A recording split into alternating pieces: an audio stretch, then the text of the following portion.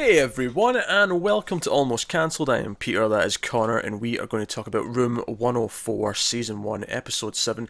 It's called The Missionaries, so full spoilers for the episode as always. Of course, this is an anthology show, so you don't have to worry about spoilers for any past episodes or anything like that, because it's just this one on its own. It's essentially a 20-minute or 25-minute short film set in a motel room. As the title would suggest, we have two religious figures who are spreading the word, as it were. Yes. And they are... It's basically a story about repression, sexual or otherwise. Yes. So Pretty much. It's quite obvious again, this one. it is. I mean, it is obvious. It's just, for the most part, it's pretty obvious. It kind of... I wasn't entirely sure where it was going to go with it, though. Like, obviously, early on, I got, okay, right, so this is about repression. Like, he's, talking about orgies. They keep referring to each other as elder, but there's Jeffrey and Noah, because it's going to be impossible to talk about them if we just refer to both of them as elder. But, so you've got Jeffrey, who appears to be the one who's kind of, like, tempted by, like, oh, that, sister, whatever her name is, she was looking at you funny, and, I don't know if I could concentrate in my prayers if, And so he brings it up. He's the one who seems to want to talk about stuff, whereas Noah's very, no, Bible, church, God, that's prayer for forgiveness. You had coffee? You had coffee. What is happening? You're not who I thought you were. You had coffee. So Noah's the one who's very against talking about anything. But as repression stories go, it kind of turns out that he's the one that's maybe even more tempted by everything. He's doubling down on how harsh he is with all his beliefs, because he's determined not, because he seems to be attracted to Noah. He sort of watches him a little bit as he's coming out of the shower. You get it pretty quickly. He's stealing some glances, and then there's like he's uncomfortable when he's the guy's just walking around. He's like, oh, you got a spare shirt, and he's kind of uncomfortable. Doesn't want to look at him because he doesn't want the temptation. Yeah, and so obviously at this point I'm okay, right? So I'm getting what the gist of the story is, but like I'm not really sure where it's going to go with it. Like, is he going to make a move, and either it'll be rejected and we deal with that, or he'll make a move and it won't be rejected and then we deal with that. Like, but where is it going? Obviously, there's a really funny moment early on where they accidentally turn the TV on, and of course it's a motel room, so the porn channel's just on, and I probably laughed the most. I mean, I actually think up until a point in this episode was really funny, because after they turned the porn on, Noah's face as he's like staring over at the TV, like Jeffrey quickly turns it off, but Noah's just sort of like, and it's just really like funny reaction. Right, okay, right. I'm curious. So basically, they go to sleep, but Jeffrey sneaks out, comes back in with a 6-pack. He's like, I got some beer. Let's drink some booze. And it's the way they sit at the table and they put it in the middle of them, and they sort of sit there all kind of like not knowing what to do. You've got the single light directly above it, just swaying slightly. Yeah. It's all very intense. It's like an interrogation scene. Yeah, and again, they use their own faith to kind of justify it, because he tells the story of a saint. Saint Augustine. Oh, there you go. Yeah, you actually know this shit. So you go on, explain Saint Augustine. Oh, it was basically just Saint Augustine was this awful dude who did all sorts of shit and like had drink lots coffee. lots of wild nights, lots of orgies, but eventually he found Christianity and he became a major figure in multiple branches of the church. Yeah, so they use that story to justify what they're about to do, and they drink, and it actually, again, really funny. It cuts to them like jumping on the bed and sort of just, they never had a drink before. So yes, absolutely no tolerance whatsoever. Yeah, one beer and they're jumping on the beds and screaming and whatever else. Now, to be fair, I don't drink, so amusingly, this is one thing. You would probably have a similar reaction if you had a beer now. Amusingly, the one thing in this episode that I have also not done is actually get drunk. So, but anyway, so they end up watching the porn. Again, really funny. It cuts to them sitting on each bed separately, just kind of staring. You hear the noise and the glow of the TVs on their face, and and then there's a sort of moment where I noticed they both had erections, which is it's not acknowledged for a bit. Like eventually they grab some pillows and like cover themselves up because they sort of become aware of it, but they're sitting there just kind of entranced for a long time. and it's really funny. And then they both masturbate under the pillow. You know, it's very you know, concealed from each other. But they also awkwardly talk during it. Like Noah starts talking about how he once saw a vagina through underwear when he helped someone into the car, and he started imagining about it. And I'm like, not a time to be chatty, typically speaking. But you know, they do that, and then as soon as they're done, turn off the TV. They go to bed. Yeah, there's like a moment of guilt where it's like, you know, like it sobered them up, and they were like, we shouldn't have been doing this. So next morning, Noah comes in and he's brought coffee. And again, obviously it's a callback to him. Like, you drank coffee? You tried coffee a month ago? What? Obviously overreacting. Speaking of overreacting, when the porn accident came on, he not only unplugged the TV, he put sheets over the screen just in case it somehow came back on without electricity. But he comes in and he's got coffee. Here, have coffee. He's like, drink your coffee. And I want to explore things. I want to try things, and I want to do other things. And obviously, you know, it's leading to bigger things. But so far, it's all been pretty normal, mundane activity. Everyday things. Yeah, like even if Peter doesn't drink, well, it's just an everyday thing. Yeah, it's an everyday thing. And of course, this is when he sort of finally makes his move. But immediately, as soon as Noah wakes up, he's already kind of uncomfortable. You can see that he's having regrets and doubt, and you know there's that shot when he wakes up and he just looks over at the Bible on the nightstand. Yeah. So it's very much kind of playing on him, but you know Noah insists on going in for a kiss. He soldiers on through. He's like, I want to experiment. I want to try things. God damn it, and. You know, Jeffrey pulls away, but he sort of follows him up and still Charles tries to do it again. And Noah pushes him, and his head hits off the nightstand at the corner in that kind of way where it's the sort of sudden, like, that could have been a death. Like, that was sharp enough, that was... Yep. And I thought, oh man, this was a really funny episode up until the last, like, minute. It's up until the point where, you know, when after he goes into the kitchen and he stands up, and the music suddenly gets dark, and you're like... Yeah. Where's this going? It's like, okay, I'm uncomfortable now. Because it's also worth mentioning that when he pulls away, you can also see that he's got an erection. So yeah, so it's also hinting that, you know, he actually does feel, you know, he reciprocates the feelings, but clearly, again, this is all, you know, it's all about repression, which is really what we need to come back to. Is that it's kind of about the danger of bottling all this up and just not letting yourself actually just see it as normal and explore things, and this is normal things. We're not talking about extreme insanity things here. We're talking about, again, mundane, everyday kind of activity.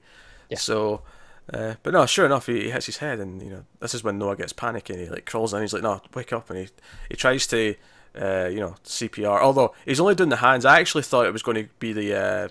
I don't think you're supposed to do the mouth anymore. Well, you're not, but I mean, that doesn't stop movies and TV from doing it normally. Well, true, but because I thought the whole kind of joke, well, not joke, but. I thought the poignant moment of this was going to be he was going to do the mouth thing, and it was essentially like he was going for a kiss anyway. No, I think a lot of people are they're stopping showing the mouth, because obviously, you know, you're not supposed to do it anymore. So they're showing just doing the hands, so it kind of gets into people's minds. I don't know if it was an informative decision made on the part of the filmmakers. I've heard some creatives say they're actively doing that because they don't want to they don't mind perpetuating myths about, you know, the cell phone tracking thing, whatever. That's harmless. Yeah, no one's trying that. Right, exactly. But this is actually like, okay, this could make a difference. Okay, that's fair. I mean, because I remember even when I was in high school, we were already been told that you're not supposed to do that anymore. And you know that, you know, 10 years ago now. So. Yeah, so I'm well aware that you're not meant to do that, but I'm so used to still seeing it in movies and TV that I thought it was going to, and I thought that was going to be the poignant little kind of sort of ironic twist of fate that he was going to have to do the mouth to mouth anyway. But it actually cuts ahead, and he starts praying. He's like, "What is this?" You know. Yeah, because the whole thing has been them, you know, asking for signs, and the idea that they just interpret anything as a sign if they want to.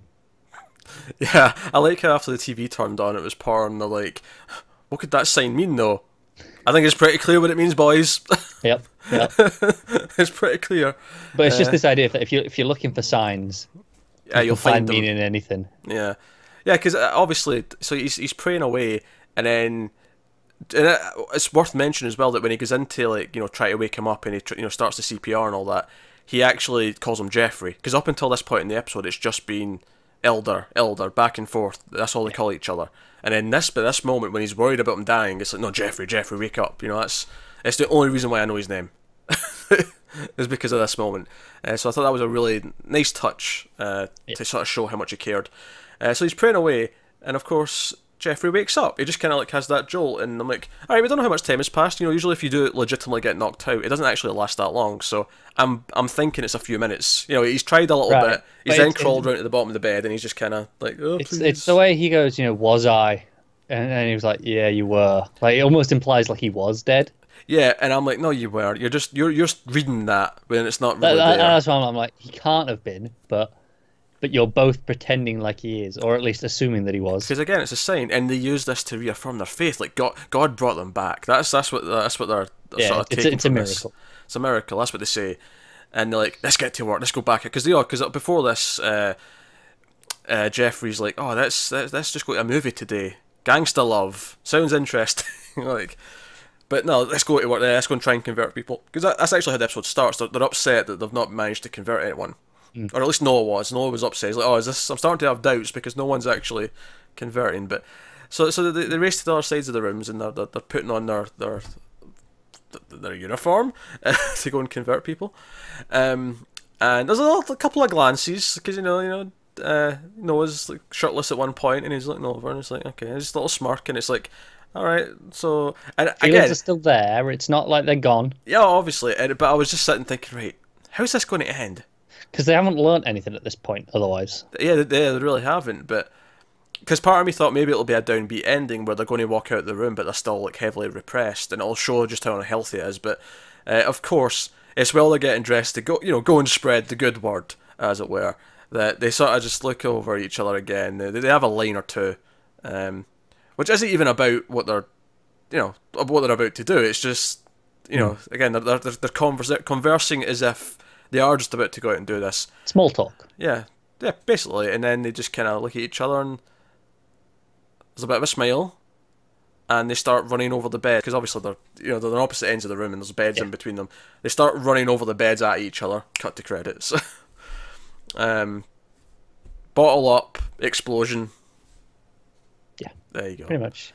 Like I say, it's a pretty click episode. Some of them, like I say, while it's going, you're like, okay, where's this going to end up? But by the end, I feel like, oh yeah, sure, I have a very clear understanding of it. There's not like a lot of, because I didn't know how it was going to end, but certainly once there was a point, maybe a few minutes in, where I'm like, okay, I know what the themes of this episode are. I know what this is about, even if I don't know exactly how they're going to handle it or where it's going to go at the end. I know what the point of the episode is, what it's exploring.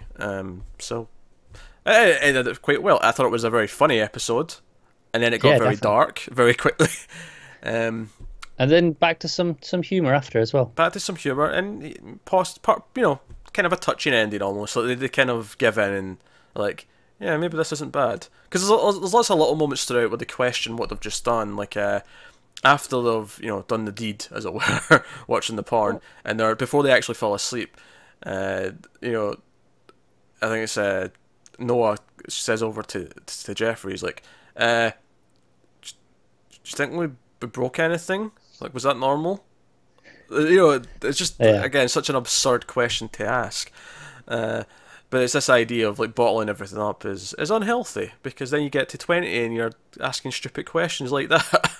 Yep, pretty much. When most people have, went through that question phase, maybe a good, 8 years earlier, give or take, depending on your experience. Yeah.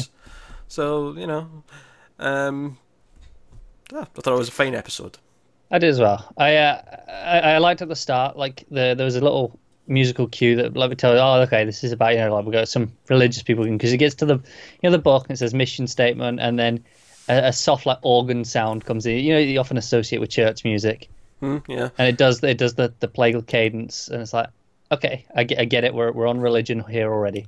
I think the other thing I like stylistically about the episode is that it's intentionally not that stylistic. I mean, there's a little bit of style, but I think like the last few episodes have had a lot of red and green lights and all this like dramatic and there's a lot of drama. Like, as you say, when the beer came in and there was this almost spotlight kind of effect, but it was very neutral coloured. Everything was kind of mundane, and because the whole idea is that up until this point, they've lived a very mundane life because they've been sheltered and have repressed anything that's remotely interesting or exciting.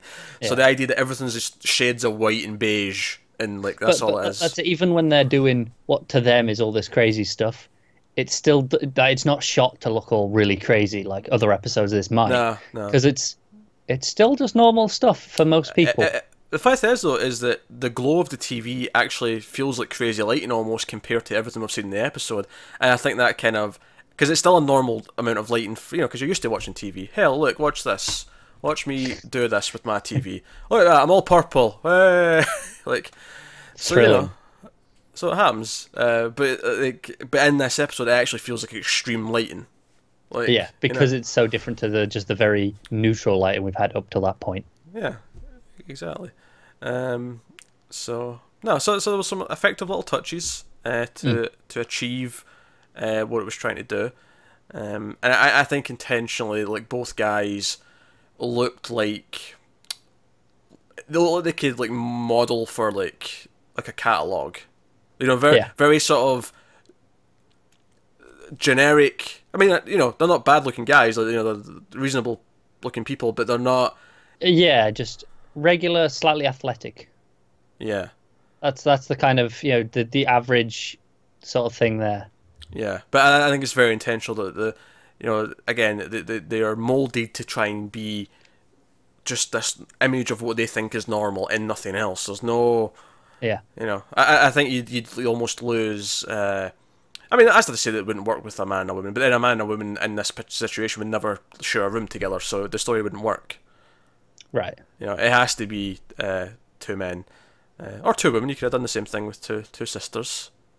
Yeah, I think this is one of those ones where obviously part of it is about the repression of sexuality, but because it's about the idea of repressing everything, where they're not supposed to be doing this with anyone. It's not even about it being like different sexuality. It's just they're not supposed to be doing this at all. Oh, of course, yeah. So the story would have worked just as well with, you know, a mixed couple. Oh, it would be. It just from a plot point of view, it would never. It just wouldn't make sense. Yeah. Yeah. But yeah, it would. It would absolutely work if you get past that little hurdle. But like I say, it's not even just sex. Like they're not supposed to even be drinking coffee. Never mind booze. Right. Exactly. They're not. So, God, it sounds so boring, doesn't it? I will fight him on coffee being delicious, though. I will fight him on that. Coffee's disgusting. So Thank you very much. I don't love coffee either, but caffeine is nectar of the gods, and where would we be without it? I sleep at 10 a.m. Exactly. That's where we'd be without it. But no, I thought it was a very tight episode. It did what it wanted to do. Yeah, very enjoyable. And amusing. Had some things to say. There you go. So I'd say that's another pretty strong episode. Maybe not a standout one, but solid. No, but I'm liking there's real variety in this. Considering, you know, like it's still the one room, but no two episodes really feel alike. No, every single one's had a completely different tone so far. Yeah, Every which single is one. really impressive. Yeah. And even if we get to the point where we get to episode 10 and like, okay, it's slightly it's a similar tone to one we've had before. It's like, well, we got 10 before we even touched on a similar feeling. So, and even then, the actual plot may be completely different. And just say that a lot of actual like anthology movies are built around having the same tone but with different plots. Yeah, because just to have the cohesive sense. We could have the same tone as episode 1, you know, with the babysitter, but it's actually a story about a serial killer trying to get into the room. Like, but it'd be the same tone, like, you know. So it'd be really easy because all that tone is, you boil it down to, is just paranoia. Yeah, exactly. So there you go. That is episode 7 of Room 104. Let us know what you think of the episode in the comments below.